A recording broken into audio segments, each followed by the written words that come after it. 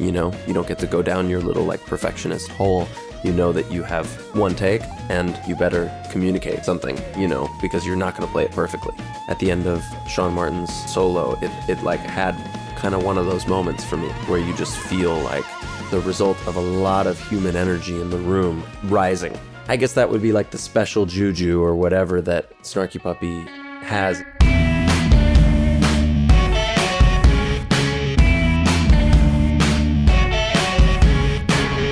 We have got a ridiculously exciting festive gear giveaway competition, and one winner will walk away with this incredible prize list. All you have to do is head over to the Tape Notes Patreon page at patreon.com/Tape Notes. Sign up for free and comment who you'd like to see on the podcast on the top pinned post. The competition will remain open until the 2nd of January, at which point a winner will be drawn.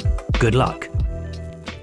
The first two records, I think, you know, I wrote all the music for the first record and most of the music for the second record, and it was all written out, sheet music, handed to people, no audio demos made, nothing like that. And then we started getting into the like zero sheet music, learn everything by ear phase, which has lasted until today and will never go back. We found that not having sheet music, making people memorize the songs, not only made everybody play better instantly and also have a greater sense of awareness of what was going on around them, but also they started unintentionally learning each other's parts, you know? So then in situations where the band would change in the middle of a tour, someone who was previously playing the chords would now have to play the melody, and they wouldn't have to sit down and learn it because it was already there in their ears. I think it's easy to kind of steamroll and phone it in when you're reading music. You just play your part and that's all. Obviously, great musicians don't do it that way, but it's a way that you can do it. And when you're learning by ear, you can't do it like that. You absolutely have to know what's happening around you, as well as what your responsibility is. So then from then on, we started making audio demos, mostly in GarageBand or Logic, and then we would email the demo to everybody in the band, and they would learn not just their parts, but other people's parts. Personally, I'm a fan of demos that sound bad. All of my demos, as you're about to hear, I mean, they sound terrible. And the reason why they sound terrible, I don't intentionally make them bad. It's just that I don't put any energy into making them sound good because I don't want anybody coming into the rehearsal saying, oh, wow, the demo sounded so beautiful. I'll just play that. Let's just make it sound like that. Because I want to leave a huge amount of space for every single person in the band to add what they hear and to contribute what they feel. And if the demo is like super, super mega specific and picture perfect, inherently people are going to be serving this one little shred of audio that was designed to be kind of a rough roadmap.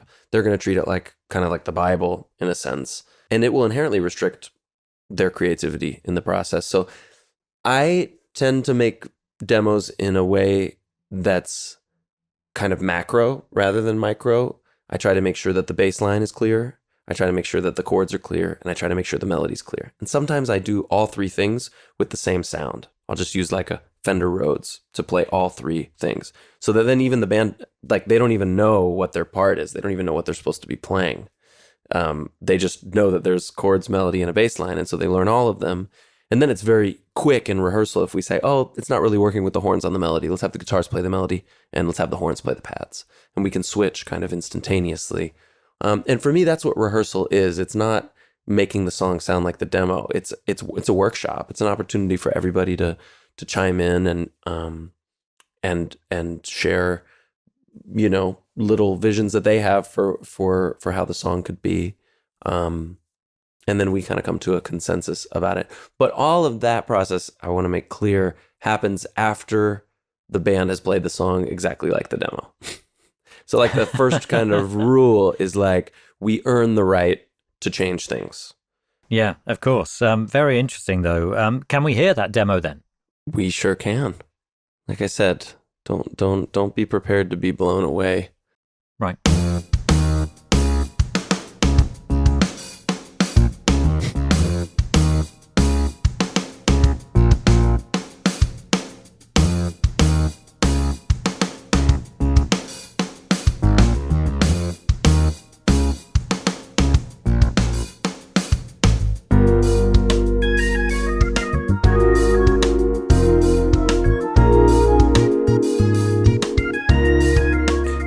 because, listening to these demos, the dynamics are totally flat. There's no life, there's no personality, there's only content to be learned.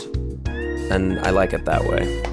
And in a way, by presenting it this way, you kind of save energy and wait till people are involved in the music, so then they can put in their personalities and put in their own flavors. 100%. And I think it does one other thing that for me is actually much more important than saving energy. I'm going to turn this off because I'm going crazy. Which is, it prevents me from getting demoitis. Every musician suffers from demoitis. Every musician, is prone to seeking to recreate certain elements of their demo kind of at their own peril and at the expense of the music, simply because they're just so familiar with it, right? And the demo becomes what the song is. I recognize I'm human. I recognize I'm prone to this like everybody else. So I try to take as many steps as possible to avoid allowing this to pass. I don't take much time with the sounds because I don't want us to spend 30 minutes in a rehearsal looking for a sound that sounds like the demo. I'd rather have kind of fresh ears when people are cooking stuff up. And one other little extra bonus is that as soon as you start playing as a human, it sounds better than the demo. And this inspires you. If you have a demo that's like produced as if it were the song and you start playing and stuff it doesn't sound as good, it depresses you, right? And then you can start making decisions musically that aren't necessarily prudent because you're feeling pressure. You're feeling pressure to make this thing sound as good as it sounded in your headphones when you heard it before. So, I use Logic, MIDI controller straight in. I don't spend a lot of time on it. I spend a lot of time on the composition process, but not on the demo making process. Yeah, really interesting. And so you're going to be able to share some of those rehearsals now and show the progress and evolution of the song, I think. That's what I'm hoping for. Yeah, so what should we hear first? Hopefully this will be a little less painful than the demo, but it will still be painful. Time for a quick Tape It feature highlight. Among the various ways Tape It helps you organize your voice notes, you can create mixtapes. If you're working on a particular song or want to group specific ideas, you can add them to a mixtape. And the best thing is, you can invite bandmates or writing partners to collaborate on them so they can add their ideas to the mixtape as well. To find out more, follow the link in the description or use the promo code TAPENOTES for 20% off Tape It Pro. This was the first day that we played this song. Bet. 1, 2, 3.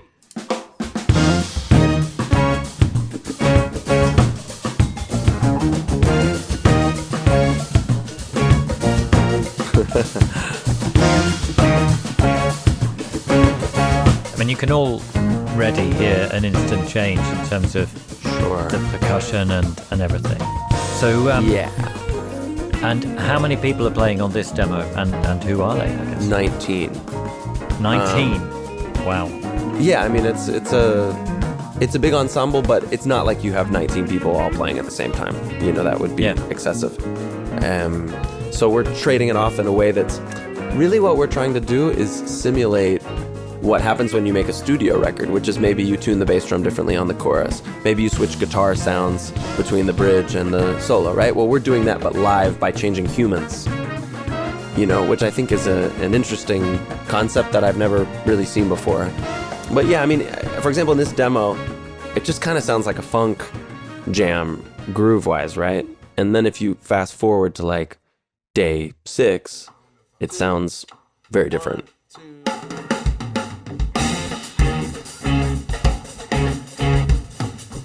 So now it has kind of like a more Brazilian feeling groove with the low sound on 2 and 4 instead of the snare on 2 and 4.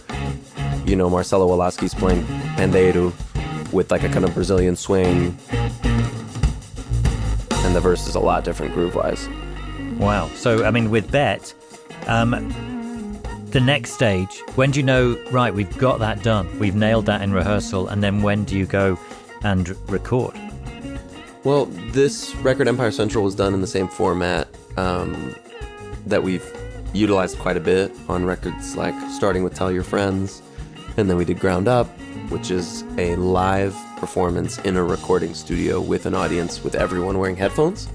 I don't look at it like a live show in a studio. I think of it as a recording session with an audience, because we're bringing them into our zone. We're not just taking like a live gig and throwing it in a studio. We're effectively making a record the exact same way we would make a record without them, but then the audience is just sitting around us, also in headphones, hearing the music being recorded in its rawest form. And this is great because then you get the sound quality of a recording studio, but you also get the live energy of musicians playing for human beings. You know, you don't get to go down your little like perfectionist hole. You know that you have one take and you better communicate something, you know, because you're not going to play it perfectly.